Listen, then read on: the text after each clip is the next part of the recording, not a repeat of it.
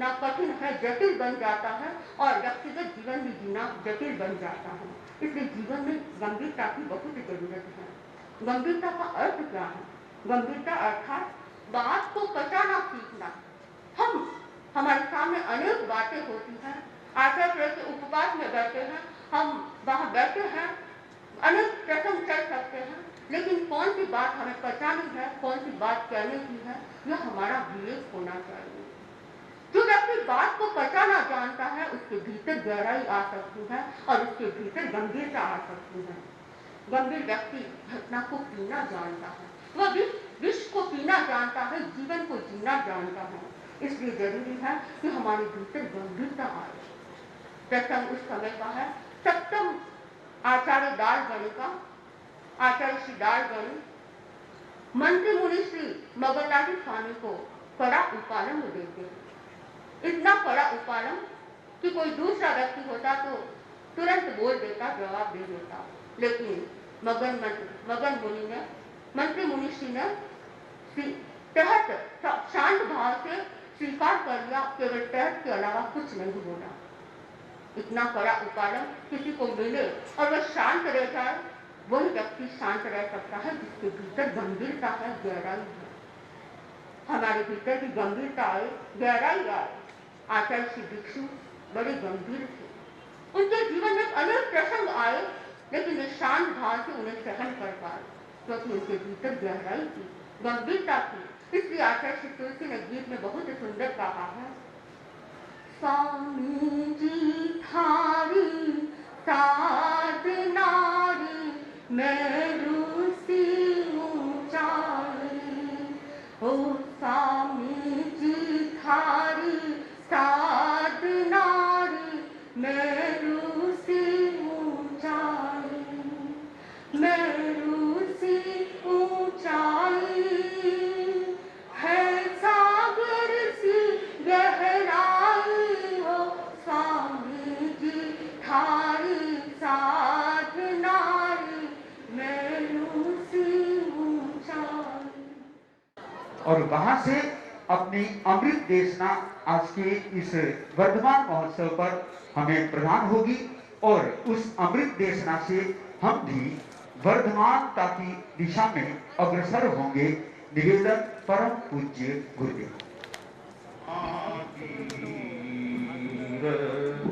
तुम्हारे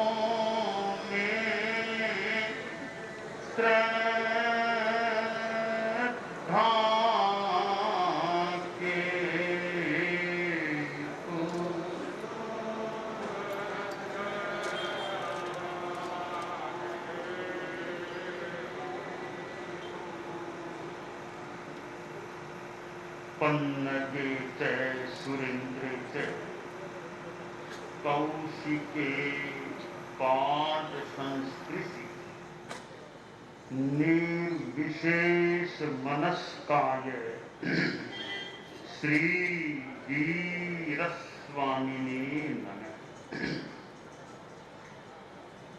आर्हत वाङ्मय में कहा गया है, नानेनं दंशनेनं च चरित्रेण तथैवय खन्ति ए मुक्ति ए वर्धमानो भवामि। वर्तमान अवसर पीढ़ी के 22वें तीर्थंकर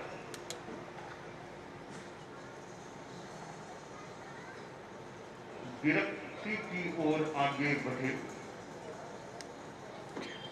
और केस लोच कर लिया। जितेंद्रिय अरिष्ट ने भी उस समय उनको वासुदेव ने मंगल कामना प्रदान की। नानेनं दंशनेनं च चरित्रेण तथैवय खन्ति ए मुक्ति ए वर्धमानो भवामि। हम भी नवदीक्षितों को ऐसी मंगल कामना दिया करते हैं। प्रस्तुत श्लोक में वर्धमानो शब्द प्रयुक्त हुआ है। आदमी को अपने जीवन में वर्धमान रहना चाहिए, विकास करना चाहिए। अब प्रश्न यह होता है कि विकास किस दिशा में करें। भौतिकता की भी दिशा विकास की हो सकती है और आध्यात्मिकता की दिशा भी विकास के लिए चुनी जा सकती है। दुनिया को भौतिकता भी चाहिए और दुनिया के लिए अभौतिकता आध्यात्मिकता भी आवश्यक होती है। आज वर्धमान महोत्सव का समारंभ हो रहा है। नाम बड़ा सुंदर रखा गया है, वर्धमान महोत्सव। 3 संदर्भ इस वर्धमान महोत्सव के नामकरण के साथ देखे जा सकते हैं।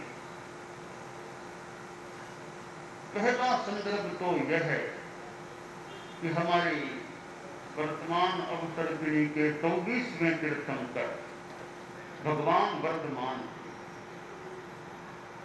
लोकस्य में उच्चरित होता है पासम सह वर्धमान से। महावीरम नहीं का वर्धमान से वर्धमान को नमस्कार किया गया है। हमारे इस वर्धमान महोत्सव के साथ चाहे अनचाहे प्रभु महावीर का नाम भी समाविष्ट हो गया है। वर्धमान महोत्सव भगवान महावीर के नाम से जुड़ा हुआ महोत्सव और उनका नाम तो आना बहुत अच्छा है।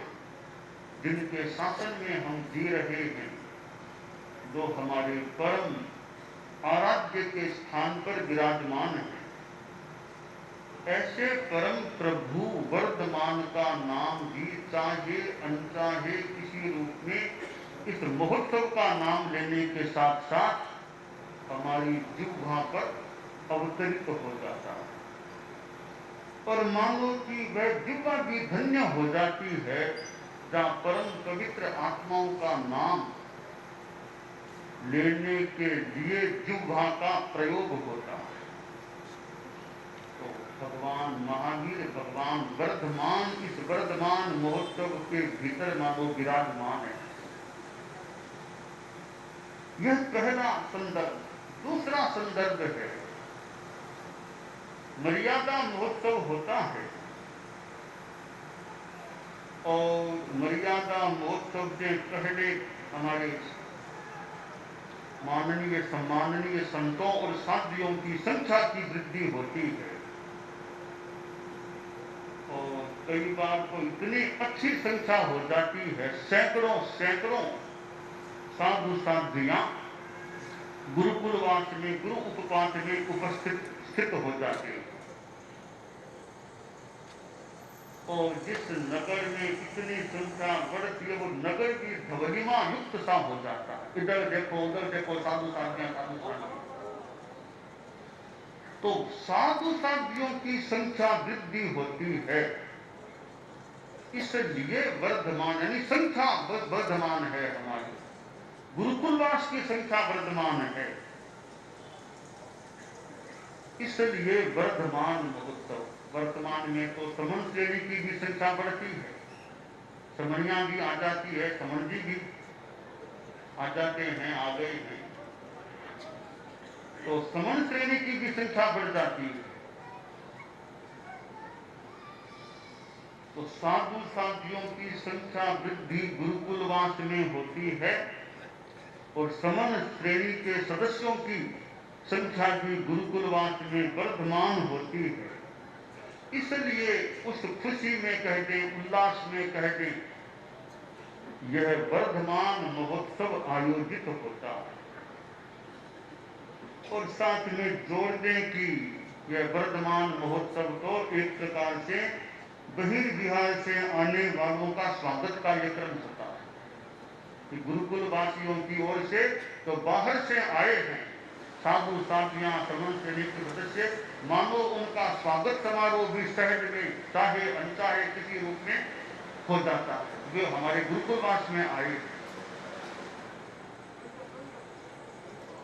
तो इस रूप में यह संख्या वृद्धि से जुड़ा हुआ वर्धमान महोत्सव। तीसरा बहुत महत्वपूर्ण प्रसंग है। संख्या बढ़ना बहुत अच्छा है, प्रभु वर्धमान का नाम बहुत मंगलकारी अच्छा है,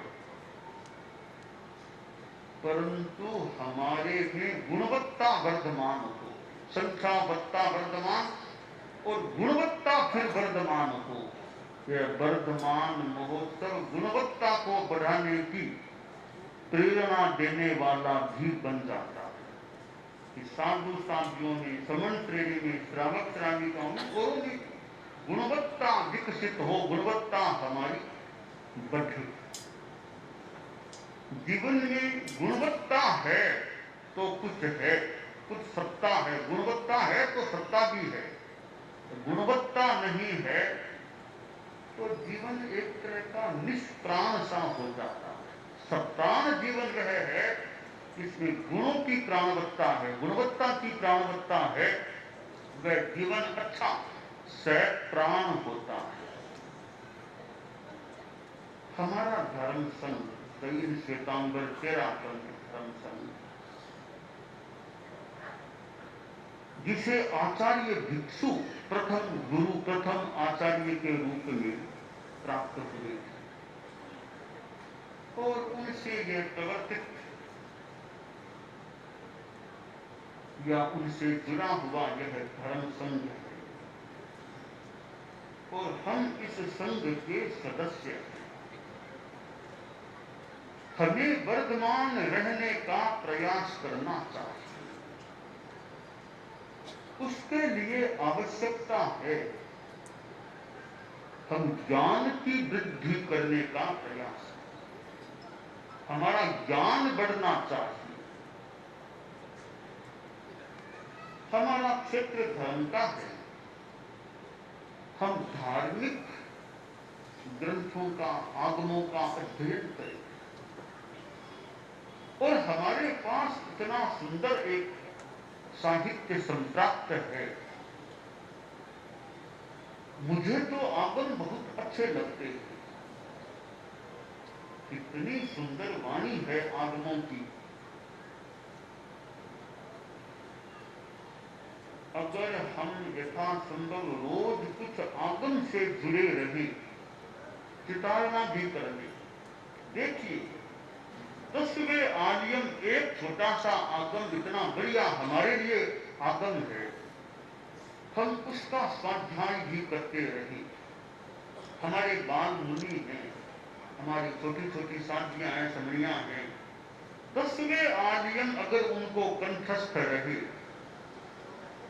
मैंने कईयों से पूछा ताकि थोड़ा कच्चा कच्चा है, गुरुकुलवास में कोई पक्का कर ले तो और अच्छी बात है, या नारायण में जाके भी कर ले, यहाँ कर ले, कहीं कर ले, पक्का रहे। 10वें आर्यम हमारा अगर संभव हो सके, स्मृति शक्ति ठीक है, समय भी मिल सकता हो बताना आदि का, तो 10वें आर्यम को पक्का रख ले। कई लोग अपना मित्र बनाते होंगे, ये मेरा मित्र, ये मेरे मित्र, इनसे बात करें, इनके पास बैठे, ठीक है, हो सकता है, मित्रता भी हो सकती है। तो 10वें आर्यम को भी अपना मित्र बनाना। 10वें आर्यम हमारे पास रहे, पूरा कंठस्थ न हो तो छोटा सा टोकनिया भी पास में, उसको भी अपना मित्र बना ले, टोकनिया वो पास में रहे, कहीं भूले तत्काल देख लिया, पक्का कर लिया, देख लिया। छोटा सा 10वें आर्यम का वो टोकनिया बोल दो, छोटी सी पुस्तिका बोल दो, वो भी पास में रहे, जिनको कच्चा हो तो देख के पक्का कर ले, फिर भी कहीं भूले तो फिर देख के ठीक कर ले। तो 10वें आर्यम हमारा एक मित्र बनता है, उसको चितारते रहे।